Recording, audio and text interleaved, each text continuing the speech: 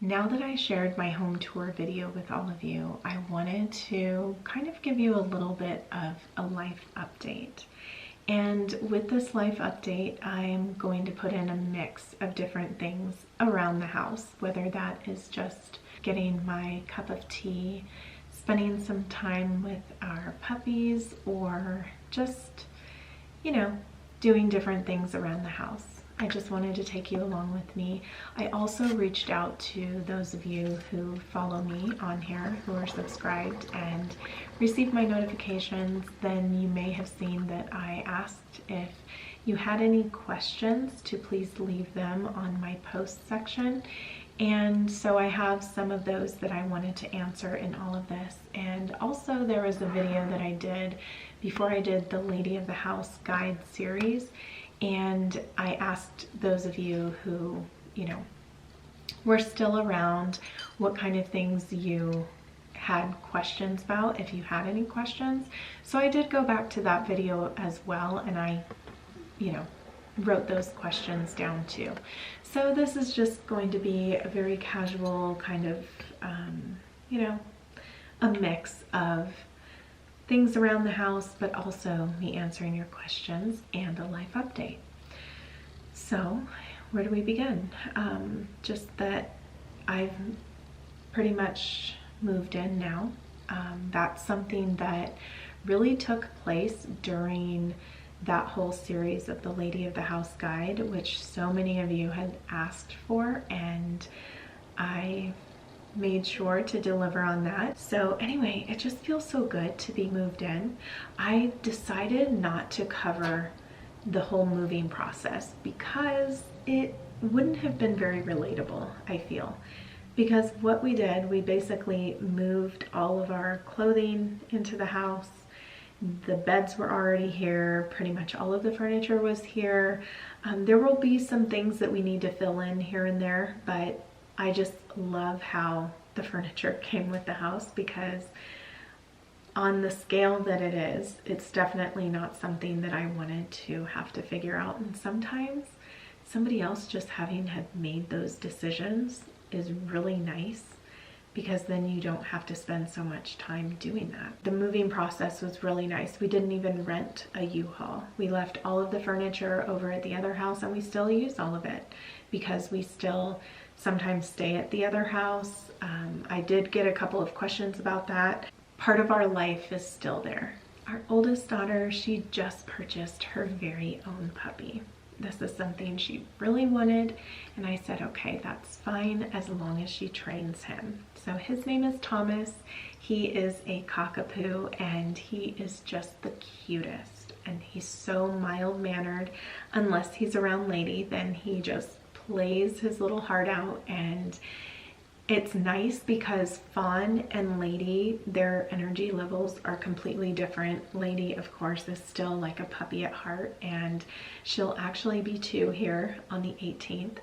And Thomas basically can keep up with her, and so it's really nice. But yes, Ayla is the one who is responsible for his care and for making sure that, she's going to be training him and everything like that. So he's just a really sweet little addition to our family though.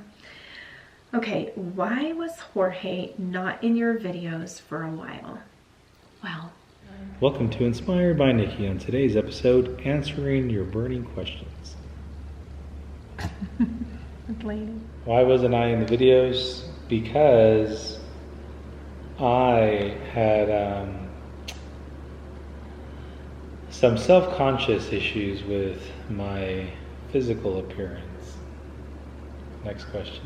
Is that what you told me? That's why? No. Okay, let me...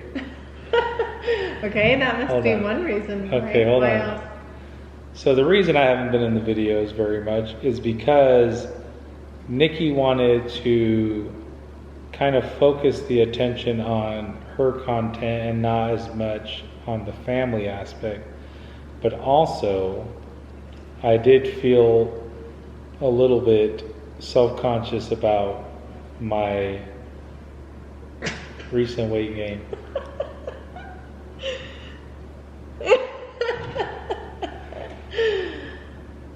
Then in that one video that I did where I said, you know, I'm not giving up yet, I talked about doing a little bit of a pivot, and that would be the time to do it if I was going to. Now the thing is that I was having that open dialogue with my audience, but I will say that it's not necessary to do that, right? It's not necessary all the time. If you are going to add a little something or whatever to your channel, to always announce it. You get really mixed feedback with all of that, but it also is nice to hear those of you who said that you would like to see him in there. It kind of made, like, solidified it for me that if I was going to keep him in there or put him in there, that many of you would still enjoy it. So that was nice. And so many of you had asked for that. Some of you did not want that. And then also so many of you asked for the Lady of the House series and to follow that. So for the past month and a half, I would say that's what I dedicated every video to. It had a mix of the daily focus as well as the everyday. And if you didn't watch any of those videos, maybe you weren't notified about any of them, just know that you can go back through on my channel. I also have a playlist, which I'm going to link in my description box below, but it is, most of it takes place at the other house, and you know, just know that it's there. It's there for your watching because it was requested. But overall, it's something that I really look forward to, getting the little shots of him, the little mundane things that the man of the house does. I just think it gives us a different appreciation for the man of the house, I feel. So anyway, I just love including that, and they make me laugh, and it's always good to end on a high note, I feel. So anyway, if it's not a high note for you, I understand. As your children have grown, what are some of the things you two have done to keep the hearts of your children, especially considering that they go to school instead of being homeschooled? Well, I was not homeschooled. My husband wasn't homeschooled either, and I would say we turned out pretty well. But I also know that this day and age, while there's nothing new under the sun, right? There are always just temptations and bad influences and things like that. I think one of the things that we can control if they're going to be in the school system is what's in front of them most of the time. For us, that means not giving them cell phones. That means not allowing them on social media, things like that. So that's a big way. And then also living our life in the way that we would be okay with them emulating, and making sure to put God first in all things. Now, I'm not saying that there aren't exceptions, but I'm not willing to risk that on my children. So to see if they're an exception.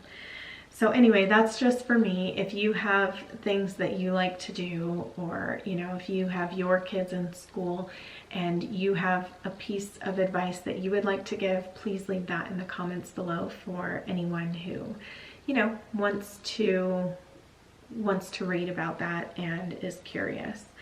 So the next one is for Jorge. What do you do for a living? So I am a maintenance tradesman. So I maintain facilities, I maintain spaces, I'm the middleman for repairs. I do a lot of repairs myself. I'm just, if you were to sum me up in one word, a facilities maintenance tradesman. Okay. I work with my hands. You're a Renaissance man. You could say that. I did get a question about like what TV shows and things like that I would recommend, what books.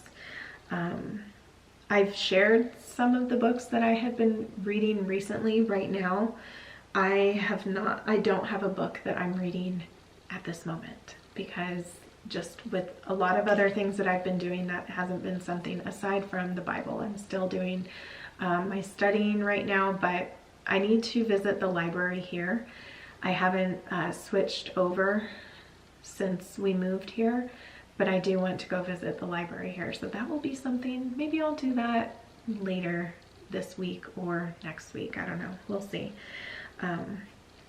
TV shows, I just really don't have anything to recommend right now. Are you still working outside the home? So I did a video where I talked about how I quit. It really wasn't for me.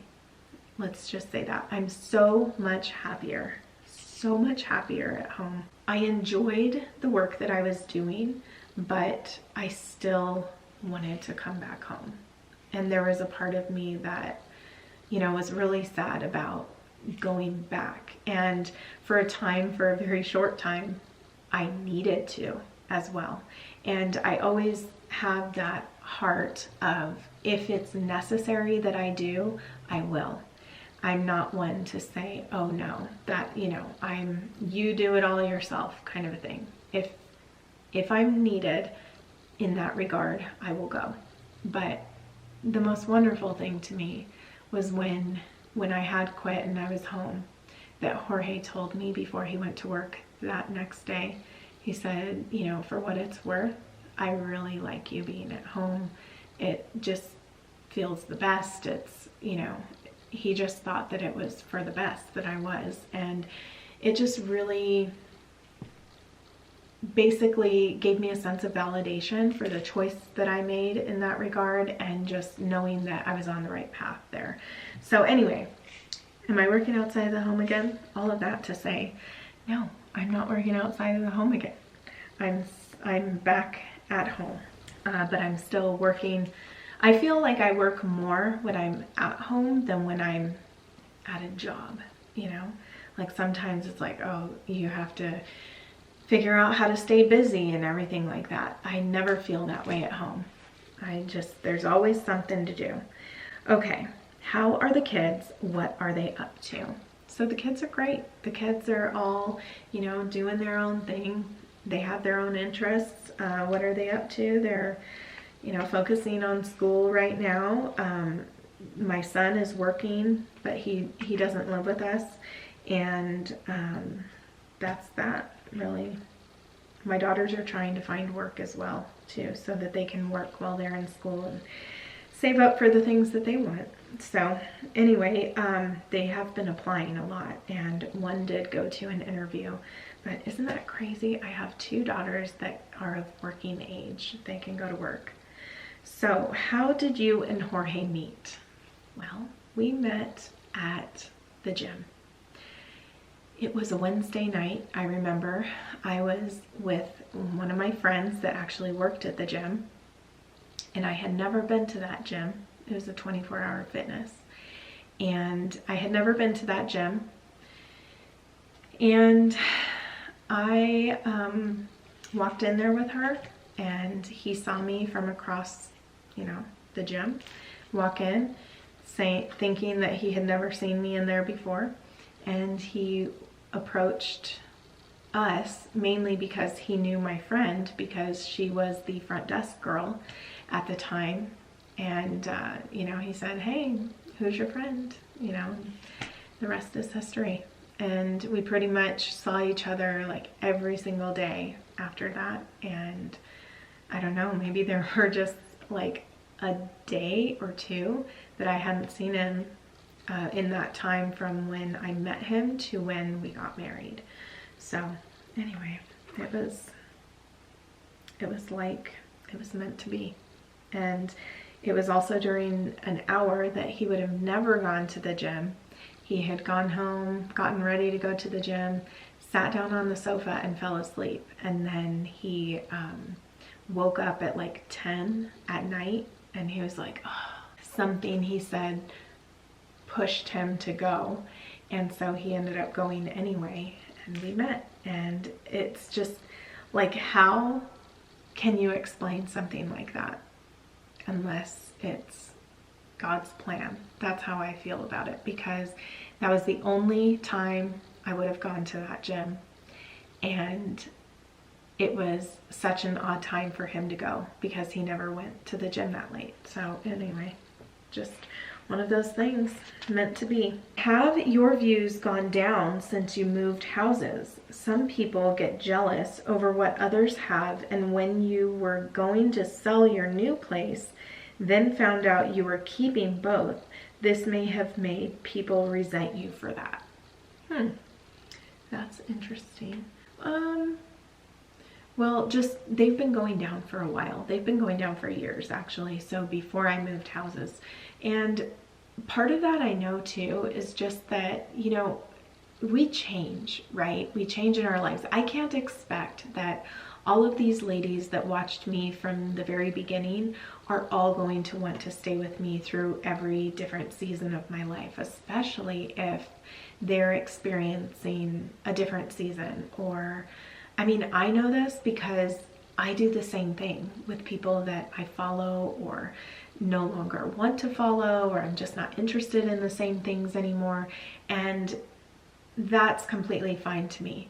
I just think it's across the platform as a whole, things have changed a lot. I've seen so many videos about this, and just, you know, it was really what I was communicating to all of you was that, you know, it felt like my channel was dying.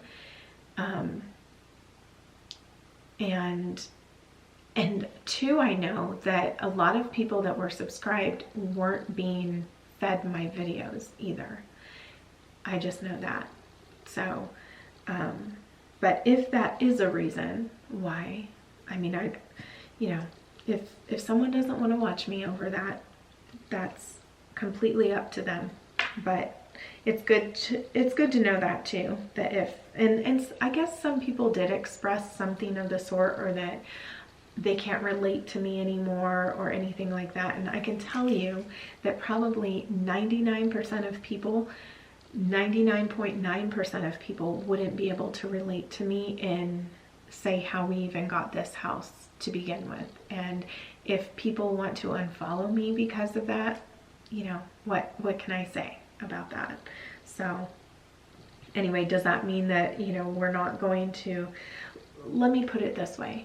I am not going to shape my life and curate things to make myself more relatable to people who I don't want them to unfollow me. You know what I'm saying? Because then that wouldn't be living my life. It wouldn't be being true to who I am. It wouldn't even be, I don't know, it would just be silly, I would say. So I just try to live the life that I have been blessed with, and I want everyone else to live the life they've been blessed with, and for us to be able to be happy for one another and to rejoice with one another. That's something that all of us should be doing. So our lives don't have to look exactly the same. I don't know of anybody else that I follow that dresses like me, that drives the same car as me, that, like, that's not why I follow someone, I guess. Maybe I just can't relate. I can't relate to that, so I don't even know what to say to that. Would you please tell us more about your Christian denomination views? Now, some of these things I've shared in past videos, but I am part of the Church of Christ, which is the church that's mentioned in the Bible. It is the church that I believe Christ died for, and it's not really considered a denomination. A denomination is a different belief, I would say, in certain things. Like, they've kind of broken off, or they do something differently than the original. That's considered like a sect or a denomination. So what we try to do is we try to do everything with authority that has been given within the Bible, and just the way that it has been laid out, because truly, personally, and especially in the Bible, you really can't know, right, that what you're doing is pleasing to God unless He gives authority for that. So that's where I'm at when it comes to what denomination, though we don't say we're non-denominational, but we aren't a denomination. So from what I've seen in those that call themselves non-denominational, there are still some different teachings, I would say, than what we believe and what I've seen authority for in the Bible. So, but just know that I'm part of the Church of Christ. Do you have 3 homes and still in Utah? So we're still in Utah, but we never had 3 homes. we have 2, and we steward those homes, and we have one in Cedar City and then one in a different city, but we're still in Utah. Where we're at now, it's a little warmer. We don't get the 4 seasons like we did in Cedar City, and that's something that I really love about Cedar City, and still that we'll get to enjoy by being able to go and still spend time at that home as well. I would love it if you'd give advice on how I can be more confident wearing dresses and skirts, more without coming over as trying to be better than other women. I am mainly a stay-at-home mom. However, I work a few hours a week and no one dresses nice there, especially not a dress. I want to be true to how I believe I should dress, but I know every time I try to come to work that way, I get questions. Are you going somewhere tonight? Do you have a special event happening today? What would be an appropriate response for me? Do I just need to become more confident standing out and not worrying if I seem stuffy or above others? Also, I wanted to let you know I love seeing Jorge more in your videos. His personality is so much fun, and you both together bring such a fun dynamic, as well as a positive inspiration to all married couples. Well, thank you. I really appreciate the positive response with Jorge, and I know that he appreciates it as well. So let's talk about wardrobe. Here we are in my wardrobe, which, yes, I've changed since I moved all of my dresses in here, since I put everything away. So, and that's something that I plan to continue to do. I really love color combinations, color stories. So this is my color story right here, but let's get into your question. So ultimately, one of the things that, the top things that people say they regret on their deathbed is not living the life that they wanted. Basically trying to please other people and not living in a way that, really suits them and it made sense to them. So take that with the way that you dress every day, right? Why would you not want to, number one, remember that every day is a celebration of life because you have life. Not everybody is so fortunate. And that should be reason alone that for you to get up and dress for yourself every day and in something that is true to you and that makes you feel your best and that you can put your best foot forward. That makes a really big difference in the way that you carry yourself and conduct yourself throughout the day. And also just the way that you feel mentally, right? The way that you can keep from falling into a depression just based off of getting yourself up and ready every day and putting something on that makes you feel good, because then you're more likely to do different things. You're more likely to be able to meet the person at the grocery store, meet their eyes, and feel that kind of confidence. Now, when you say that you don't want to worry about seeming stuffy or above others, I would say that should never even be a thought if that's not how you feel, right? If you don't feel like you're above others or that you're being stuffy, then that shouldn't even be a thought, because if you're dressing the way that you want to dress, then you know that that's not your intention. So we can't worry about what other people think, okay, about these kind of things. We just can't. And not to mention, do you want to look like the rest?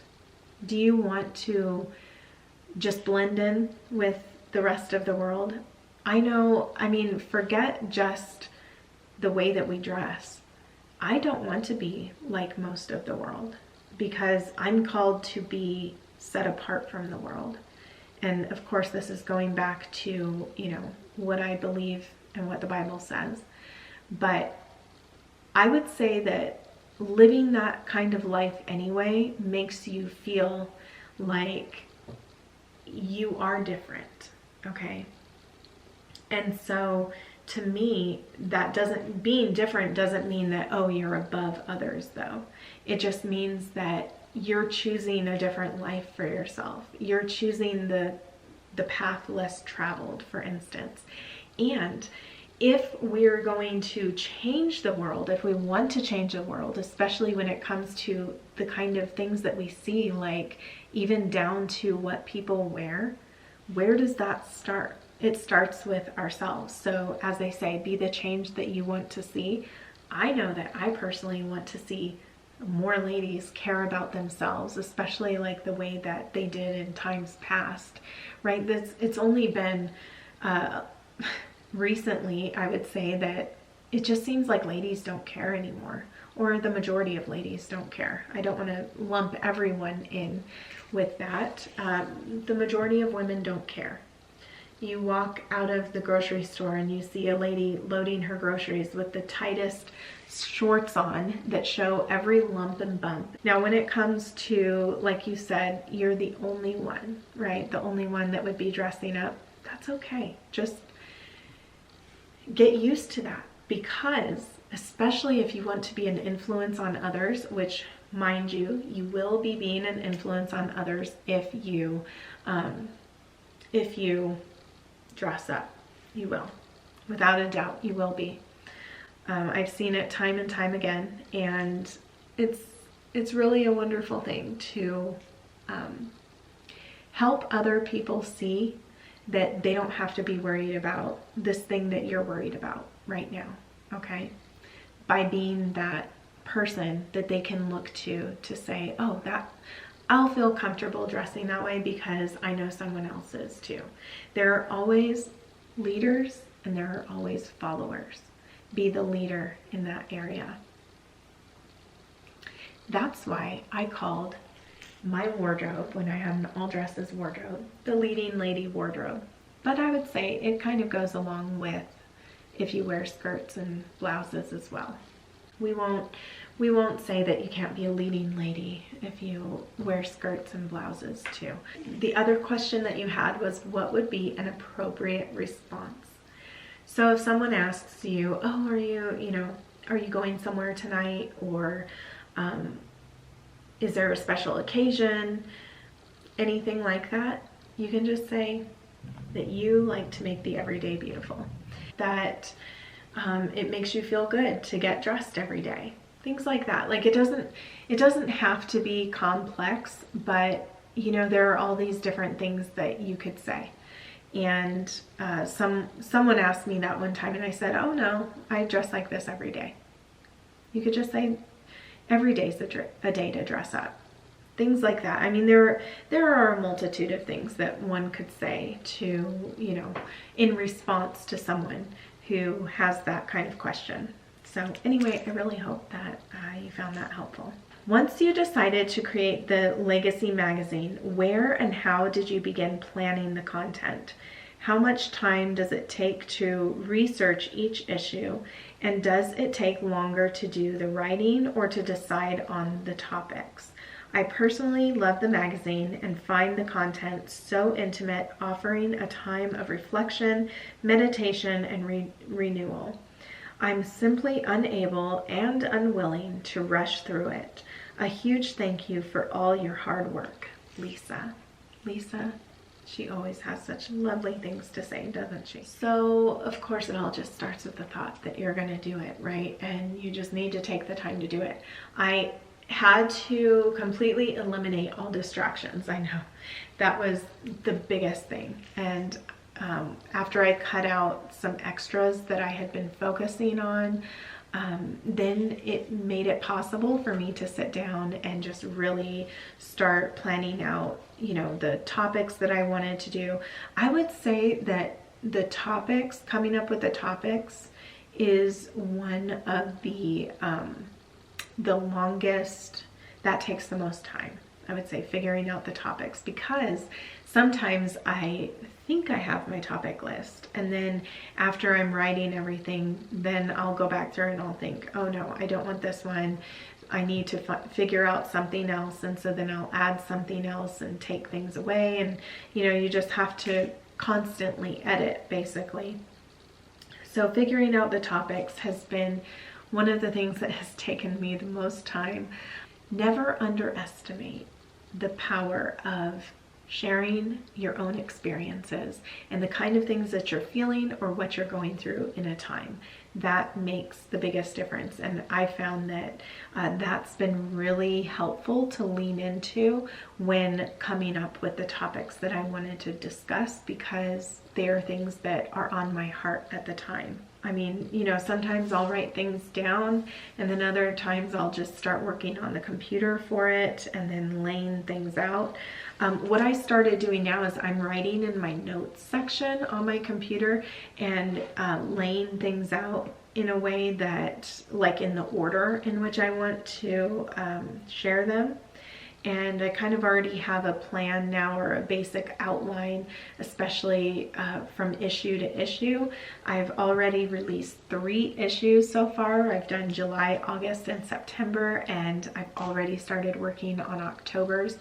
I have found that, like, the past 2, after having published, I was already excited about working on the next one. So I would start, you know, writing out different topics that I wanted to work on, and then give myself some time to really sit down and write. I just write out whatever it is that I, you know, have to say on the subject matter. And then, you know, you have to go back through and kind of edit things out and just decide what is worthy of sharing, what are people going to benefit from, and how much of it, you know, do you really want to share. And there have been times where I'm sitting there, it's about to post, and then I change my mind on something, and I will, you know, come up with something else sometimes. Sometimes that has happened. So, but I basically take the month. I feel like I'm working on it all month long, in a way, if I'm either thinking about it, writing different things down, editing it, or then the picture situation coming, you know. And I have my daughter, my middle daughter, helping me with the photography of a lot of different things. So that's kind of a little side job for her as well, but it's just been wonderful. I've really, really enjoyed that aspect of the content creation, and I hope that those of you who are heiresses over on my Patreon channel, that you have been enjoying that, or even if you are a lady over there, that if you've been able to read an article, because I do share one article and I get to share a preview of a couple of other things with the ladies over on Patreon as well, then I hope that you've been enjoying that too. But if you really like that, then I feel that, okay, it's either worth it to you or not to become an heiress and get to enjoy a monthly magazine. So I'm excited for October's, because it's really going to be about the last year of my life, like 40, turning 40, things that have changed, just, you know, my reflections on different things and all of that, because this next month of October, that's my birthday month, and I'll be 41 this next month. And so I just felt like it was a really good time to just reflect on all of that and where I am today. And I just think I have some things that I'm sharing in there. The last one, I was just crying writing it, you know. And then especially when I read it out loud to Jorge, I was just, sometimes I can't even get through things. So anyway, let's move on. Okay, in addition to mentoring your own children, Have you and your husband mentored other young men and women in your church or community? If so, what does that look like for you? I'd also like to ask you both what qualities are most important in choosing a life partner. Well, I did teach Bible classes at the other congregation that I came from, and also younger women. Other than that, I don't really, I'm not out there right now doing all of that. This is basically, I feel, my ministry and what I do. This is how I best share right now. I've thought about, doing like a lady of the house group, something like that, where it's kind of like helping to teach young women, and I'm not opposed to doing it. I'm just all of the different things that one would need to do. That's what I would have to look into to do it. But who knows, maybe I would get a lot of great feedback, or a lot of participation, I should say, if I did start to share something like that. We will just have to see. But that's a great question. Now, for me, I would say what is one of the most important qualities in a life partner. To me, the most important life quality is someone who puts God first. Marrying someone that was a Christian was very important to me, and that just had those kind of values. The most important quality in choosing a life partner are your life expectations, your life goals aligning, even in the very beginning. So, for example, when we met, I asked you day one after you grilled me on if I had tattoos or drank or did drugs. You remember you grilled me? On day one, I asked you, what do you want out of life? And I remember it like it was yesterday. You said, I want to be a wife and I want to have children. And then I said, so what? You don't want the mansion on the hill? And you said, no, I don't care about that. Now, did I ever think we'd have that? No, I didn't. So where I'm getting at is that you set the expectations were realistic for me. I always felt I'm always going to work. I'm going to do my best to provide. But if our goal is in material possessions, that felt attainable. I felt like, yeah, I can marry you. And you want to have some kids? Let's go. I'm ready. Right? I wanted kids. I wanted marriage. I wanted family life. So I felt like for us, we put family and marriage first behind everything else, behind career. Could you talk a little about friend-church relationships, problems that can be there, and how you've been building ones in your new location? So it's been so nice since the preacher and his wife have come, just having that. And then now the church is actually starting to grow even more with more ladies. I wouldn't say exactly, they're not all my age, but we do stuff together. And the biggest thing I would say is making sure that you open your door, which is something that I talk about all the time, offering that place where everyone can come together, seeing if there are things that you can do outside of that as well, just with you and another lady or ladies.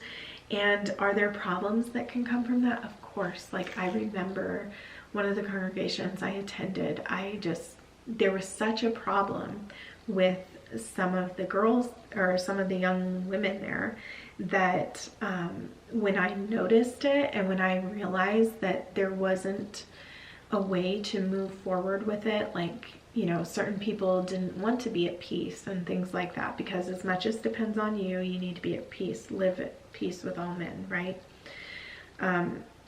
When I realized that there was no fixing certain things, that's when we decided to find another congregation, because I realized that it wasn't just with me, it was also, my children weren't going to be welcomed with their children. There wouldn't be the mingling and what is so important in having that community, because if there's segregation in that way, okay, with friends or, you know, just problems like that, then what you realize is when your children start to get older, those same kind of problems repeat themselves, especially if they're not even allowed to hang out with the other kids there. So that was a big deciding factor for us when we moved congregations one time, was because of that.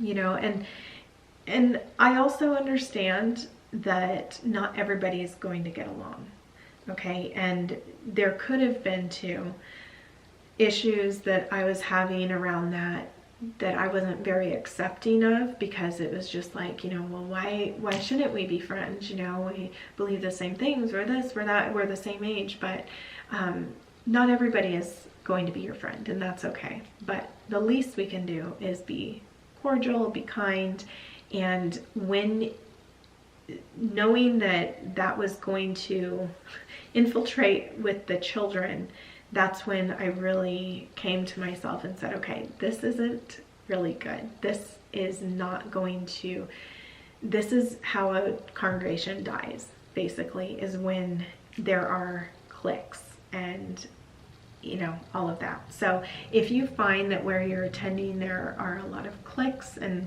things like that, if people don't talk to certain people, that is something to address. And if it's not being fixed, there may be something that, you know, you will need to do yourself there. So that's what I would have to say about that. But never allow people, okay, never allow people, friends, or people that used to be friends or anything like that, whatever way they're acting, and if it's less than Christian or whatever you want to call it, okay, never allow people to keep you from worshiping God and to keep you from doing what God wants you to do. And there is a whole outline about the expectations God has for you. Never allow anybody else to come between you and your relationship with God.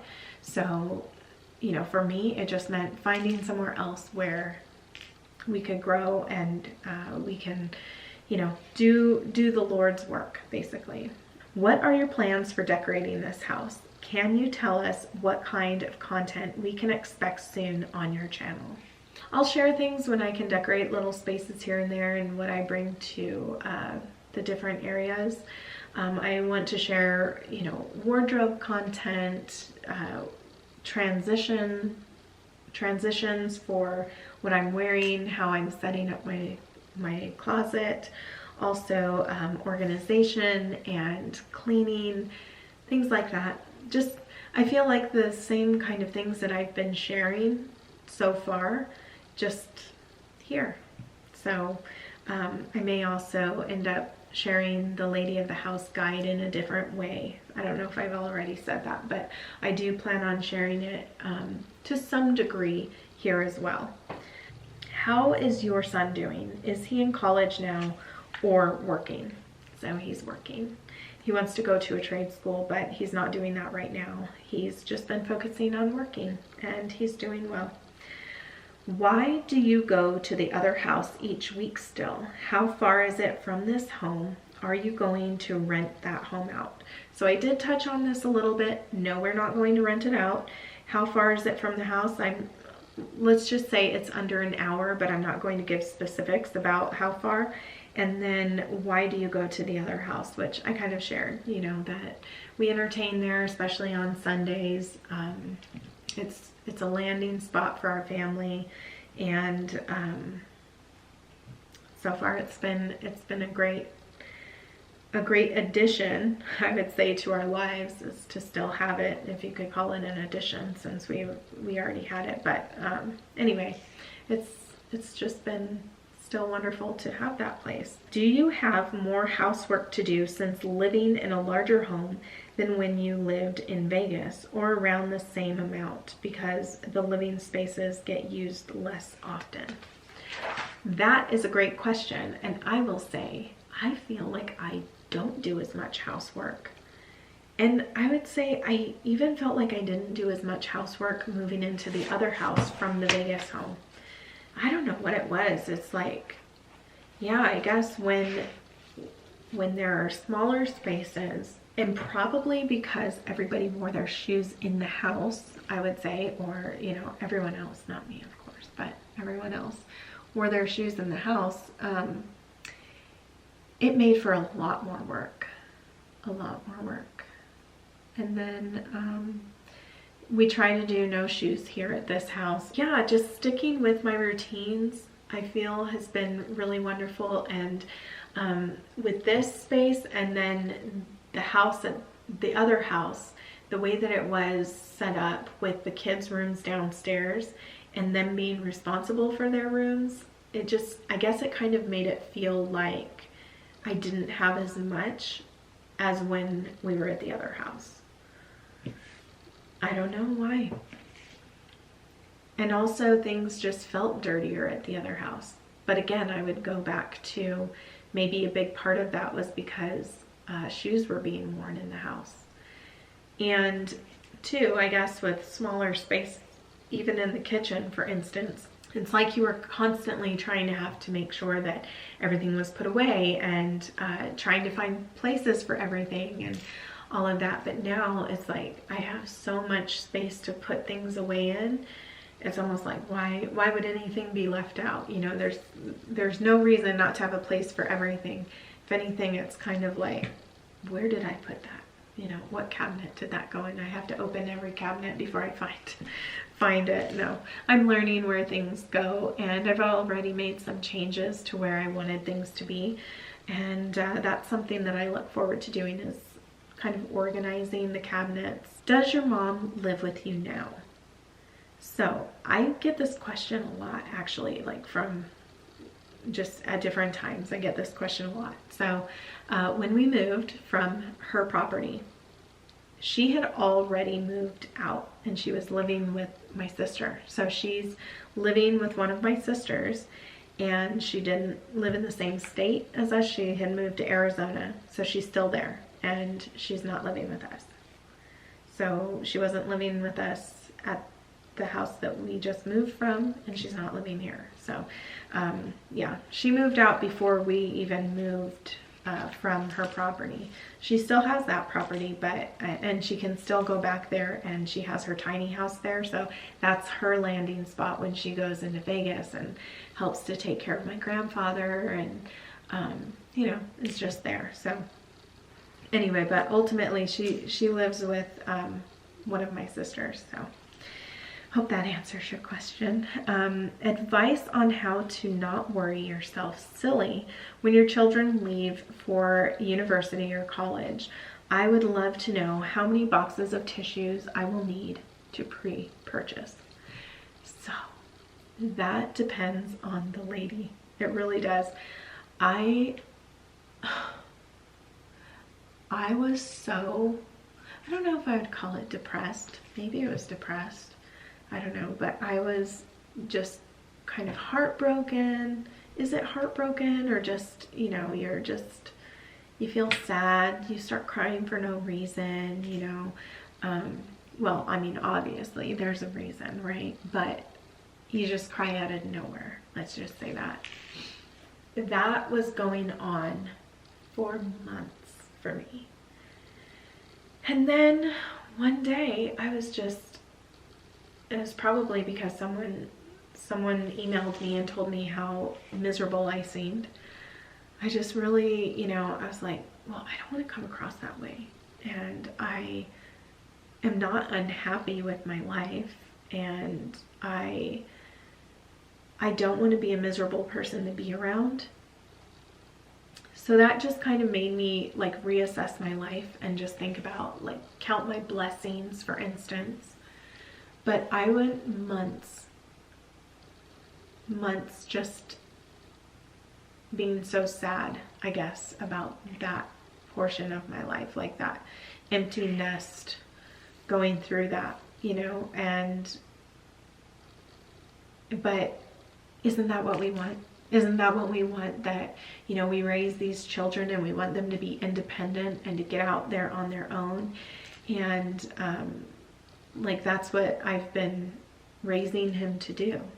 And so I just really had to think about it and think, you know, this doesn't mean that he doesn't love you. This doesn't mean this doesn't mean that. Like, and just to also realize he's going to have experiences apart from me. He's going to have experiences with other people, even other people in the family that, yeah, I may have wished, you know, well, I wanted that to be with me, or, you know, whatever, but it's fine.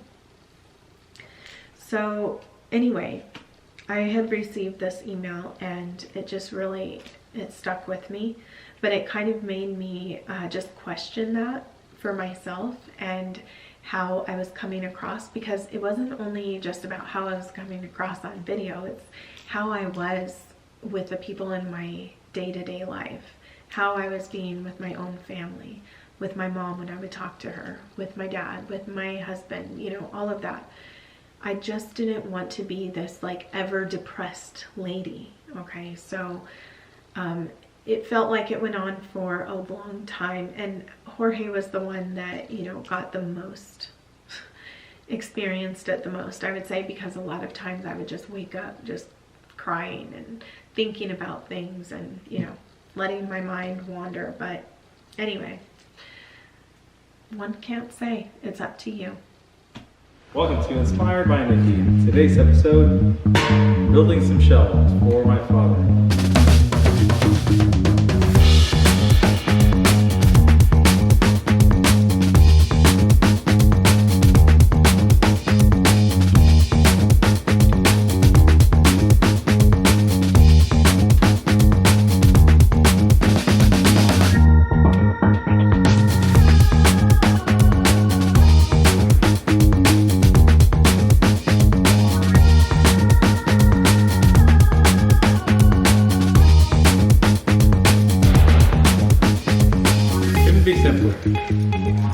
One thing I know about my father-in-law, he loves finishing touches. And this is what he would like.